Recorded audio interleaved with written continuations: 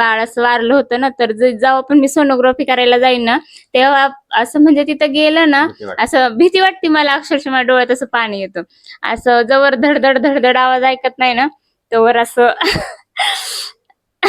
मी त्यावेळेस नव्हतो, मी होतो त्याला, मला कोविड झालता त्यावेळेस मी आपल्या ह्याच्यामध्ये होतो. काय रडते काय? मम्मी सोबत गेली ना, मम्मी सोबत गेली होती. आणि मग नाही का मी हॉस्पिटलमध्ये होतो मला त्या. तर नमस्कार मित्रांनो, कशा आहात तुम्ही? स्वागत आहे आपल्या चॅनलवर. तर आज त्या दिवशी हॉस्पिटलमध्ये गेलो होतो, तर त्या डॉक्टरांनी ते सांगितलं होतं तिकडे दुसरीकडे चेकअप करा म्हणून. त्यामुळे आता परत दुसऱ्या सोनोग्राफी सेंटरला चाललो आहे. तिथे बघतो आता काय होतं. म्हणजे तसं तर होणारच आहे, अपॉइंटमेंट वगैरे बुक करून ठेवलेली आहे. आता तिथं जायचं आहे, तर तिथं जाऊन बघू कसं काय होतं आहे काय नाही. घेतलं का सगळं वस्तू वगैरे तुझं? इकडे तर लास्ट तेजू इकडे तर ठीक आहे. चला जाऊ आता आपण. ते चावी कुठे आहे गाडीची? आहे. आता कसं वाटतंय? लवकर वाटलं होतं होईल म्हणून, नाही झालं. एक तास तर गेलाच येतात आपण, तिला पण वैताग आलाय. हा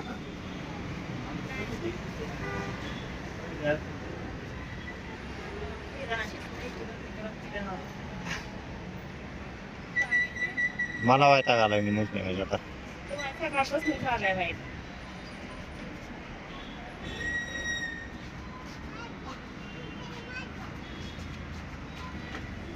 तर मित्रांनो, आमची सोनोग्राफी झालेली आहे आता. ऑल सगळं तरी रिपोर्ट मध्ये तर नॉर्मल सांगितलं सगळं. हा करू दे. तू तुला वडा पण घ्यायचा? घरी गेला खाणार आहे का? हा घरी नाही का? घरी येऊन सगळं नाही का एकदम वैताग आला होता. एक तर ऊन मारण्याचं लागतंय, आणि त्यात तिथं वैताग एवढा आला की काय सीन झाला तो तू सांग, काय झाला नक्की विषय तिथे? आम्ही गेलो होतो इथनं. नाश्ता वगैरे मी काही केलता नव्हता, ह्या दोघांनीच नाश्ता वगैरे केला होता, चिवनी आणि तिच्या पप्पाने. गेलो इथनं बहुतेक 9:20ला निघलो होतो आम्ही घरातनं. इथनं गेलो सोनोग्राफी सेंटरच्या तिथं, जरा गेलो आतमध्ये. आधी आम्ही जायच्या आधीच 2 नंबर होते तिथं. मग म्हणजे 2 नंबर होते आमच्या आधी, आमचा 3रा नंबर होता. तरी पण आम्ही आधीच कॉल करून सांगितलं. हा, घेतली होती काल. आणि तरी पण तिथं आधीच 2 नंबर होते. मग जरा थोडा वेळ बसलो, 9:45 वाजले असतील. बसलो, डॉक्टरने मग आतमध्ये बोलवलं. गेलो आतमध्ये, तर डॉक्टरने सांगितलं पाणी प्या भरपूर. एकतर सकाळपासून काही खाल्लं नव्हतं, पाणी पिऊन अजून जास्त उलट्या व्हायला लागल्या. कारण मला होतात जास्त पाणी न खा. एकतर रोज सकाळी नाश्ता वगैरे करायची सवय, रोजचं रुटीन आहे ना. बहुतेक 8-8:30ला माझा नाश्ता असतो. आणि डॉक्टरने सांगितलं होतं 5व्या महिन्याची सोनोग्राफी, म्हणजे त्याच्यात सगळं दाखवतात ना. बाळ बऱ्याचसं 5व्या महिन्यामध्ये बरंचसं डेव्हलप म्हणजे सगळं झालेलं असतं. हात, पाय, हाताची बोटं, पायाची बोटं, सगळं सगळं चालेलं असते 5व्या महिन्यामध्ये. मग त्यामुळे काही काही ठिकाणी असतं की असं नाश्ता वगैरे केला तरी चालतो, पण इथं डॉक्टरनी सांगितलं होतं येताना थोडंसंच, म्हणजे खाल्लं तर अर्धा 1 तास आधी खाऊन या आणि भरपूर पाणी पिऊन या. मी पाणी पिले होते, पण डॉक्टर म्हणले परत एकदा पाणी प्या. मग पाणी पिले. जवळजवळ 2 तास हा तिथंच गेले, म्हणजे नाही का ते सगळ्या गोष्टी पाणी पेन पाणी सारखं सांगायचं पाणी प्या पाणी हा, काही काही तर जण प्या. रडकुंडी आले होते पाणी पिऊन पार. ती बाई रडत रडत होती डायरेक्ट. एक बाई होती सोनोग्राफी साठी आली होती, त्या अक्षरशः. आणि त्यात विषय काय झाला, तिथे भरपूर असे नाही का, भरपूर माणसं आले वेटिंग, कारण वेटिंग जास्त झाली नाही का. सगळ्यांना पाणी प्यायला सांगितले, पाणी प्यायला सगळ्यांना सांगितले. आणि मग आता प्रेशर सगळ्यांना दिला, त्या काय ती बाई लागली रडायला. आणि आम्हाला तिथं पण करायचं होतं सोनोग्राफीच्या तिथं, म्हणजे सेंटरच्या तिथे व्हिडिओ. पण हा, तिथे खूप गर्दी होती आणि ते लोक असं अलाउड पण करत नव्हते डॉक्टर, कारण आतमध्ये त्यांच्या सेंटरमध्ये व्हिडिओ वगैरे काढायला. त्यामुळे नाहीतर आम्हाला काढून देत नव्हते. नाहीतर आम्हाला तिथला सगळा ब्लॉग शूट करायचा होता, तुम्हाला दाखवायचं होतं सगळं रिअल मध्ये. पण ते अलाउड करत नव्हते. हा थोड्याशा आहेत तरी आम्ही थोड्या थोड्या काढल्या, ते पण आतमध्ये असं जास्त काढता नाही आले.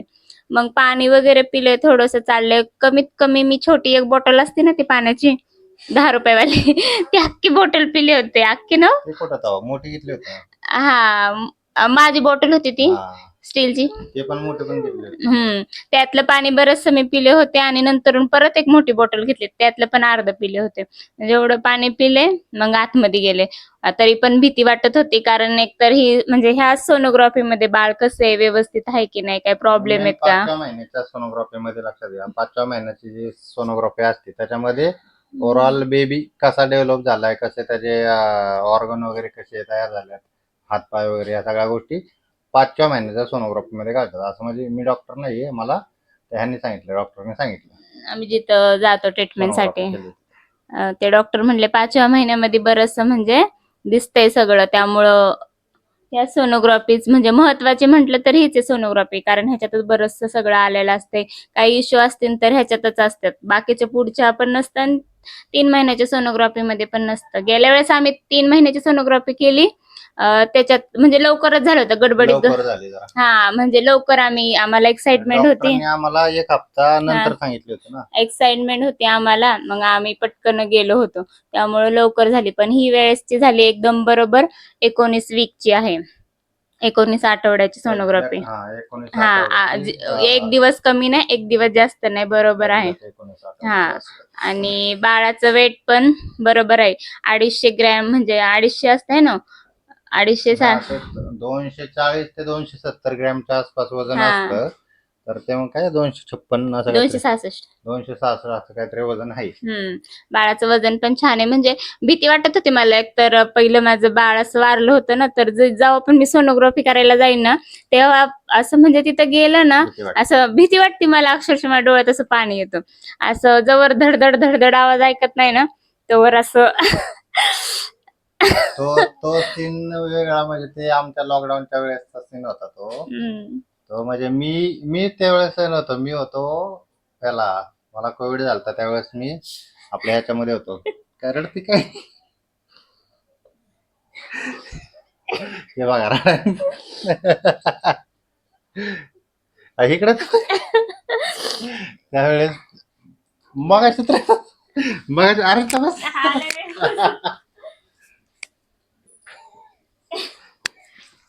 विषय काय झाला माहितीये का, त्यावेळेस म्हणजे मी हॉस्पिटलमध्ये होतो, ही इकडे मम्मी सोबत गेली ना, मम्मी सोबत गेली होती. आणि मग नाही का मी हॉस्पिटलमध्ये होतो, मला इनफॅक्ट त्या दिवशी डिस्चार्ज दिला होता. पण ही सोनोग्राफी करायला गेली, तिथं तिला त्यावेळेस सांगितलं होतं की नाही का आमच्या बाळाचं जेव्हा पहिलं बाळ होतं चिवच्या आधीच, तर ते काय झालं काय नाही काय ह्यांना सगळं माहिती होतं किंवा बाळ खराब झालं वगैरे, त्या डॉक्टरने त्यांना सांगितलं होतं. मग हे गेले मग दवाखान्यात, मग त्या सगळ्या गोष्टी तेव्हा झाल्या होता. तो काळच लय जरा डेंजर होता.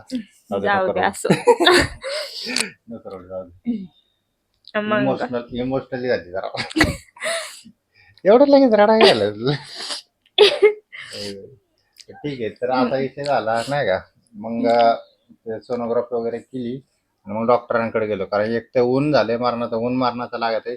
आणि मग तिकडून परत मग डॉक्टरांना दाखवलं, डॉक्टर पण म्हणले व्यवस्थित आहे, पण तरी पण त्यांनी काहीतरी सांगितलं ना. हो, थोडं सांगितलं, नाळ वगैरे खाली, पण भारी वाटलं असं सगळं व्यवस्थित असलं. व्यवस्थित म्हणजे पहिले पण व्यवस्थितच सांगितले तशी पण सोनोग्राफी, पण जी दुसरी पण आता जी केली ती पण व्यवस्थित आहे. म्हणजे ऍज अ 5 महिन्याचे काय बोलतात ते, 5 महिन्याच्या नुसार तरी व्यवस्थित त्याचे काही विषय नाही. तर असा विषय झालाय. तुला रडायचं काय लगेचच. जुने दिवस तरी लई केलेले काय का. अर्धा तास म्हटलं तरी चालेल, अर्धा तास लागतो 5व्या महिन्यात सोनोग्राफीला. अर्धा तास म्हणजे तिथे चेकअप करायला, चेक सगळं करतात ना ते. वेटिंग पण जवळजवळ 1-1.5 तास गेला आमचा तिथे. दीड कायच 2 माझ्या मते. 9:30ला गेलतो, 12:15 वाजले घरी यायला. पहिल्या वेळेस 15-20 मिनिटात आम्ही गेलो, नंबर पण होता लगेच, 2 नंबर होते तरी पण लगेच झाले होते, कारण 3ऱ्या महिन्याच्याला एवढा वेळ लागत नाही, 5व्या महिन्याच्याला जरा जास्तच वेळ लागला. आणि जेव्हा असं धडधड धडधड ऐकते मी, तेव्हा असं बरं वाटतं. मी ज्यावेळेस आलो तरी पण तेव्हा काय ऐकत नाही, नंतर मग त्यांनी ते क्लिक केलं त्याच्यावर. नाही मला पण दाखवलं होतं आधी, म्हणजे आधी हा. मला दाखवलं होतं सगळं चेकअप वगैरे करून, मला सांगितलं हा सगळं व्यवस्थित आहे. मग कोण सोबत आलंय का, मग चिवला पण दाखवलं, चिवचा दादा. दादा दादा का दीदी आम्हाला माहित नाही, दादाची लय अपेक्षा आहे, दादाची लय अपेक्षा आहे. म्हणजे चिव सारखं म्हणती ना त्यामुळे माझ्या तोंडात चिव निघलं. म्हणती सारखं. हो तसं काय नाही, आम्हाला मुलगा झाला मुलगी झालं तरी काय नाही, पण चिवचं सारखं असतं की दादा आहे दादा आहे, त्याच्यामुळे माझ्या तोंडात निघलं की दादा बघायला गेलतो, नाहीतर आमचं तसं काय नाहीये. पण सगळं ओके आहे ते बघून असं चांगलं वाटलं, खुशी झाली. आणि जो मेन असा आवाज असतो धडधड धडधड ठोक्याचा दाखवतात ते, तो आवाज धडधड ऐकला. आवाज म्हणजे ठोक पहिल्या बाळाच्या वेळेस ते आला हा. नव्हता. त्यामुळं जरा जास्त इशे झाला. पण ओके सगळं, आणि छान वाटलं बघून पण. तुम्हाला आम्ही सोनोग्राफीचे फोटो दाखवते मी, आणि वजन वगैरे दाखवते. किती, एक मिनिट रिपोर्ट आणते. काय झालं हे बघायचं, चिवचं काय चाललंय, आवाज नाही येत त्याचा, असं करत. काय झालं आवाजाला, काय झालं. तर बघितलं हिचा मोबाईल आमचं काय असं व्हिडिओ काढायचं चाललं की हिला लगेच मोबाईल लागतो. काय आणलं सोनोग्राफी हे बघा, आम्हाला जास्त सोनोग्राफीचे तर काही रिपोर्ट. कळत नाही, पण जसं डॉक्टरनी अंडरलाईन केले त्यानुसार आम्ही तुम्हाला थोडंफार दाखवतो. हे बाळाचं हार्टबीट आहे. असं दाखवतो. हे बाळाचं हार्टबीट आहे, आणि म्हणजे हे काय डिलिव्हरी डेट सांगितली नाही, हे डिलिव्हरी डेट आहे. आणि एक्सेप्टेड डिलिव्हरी डेट.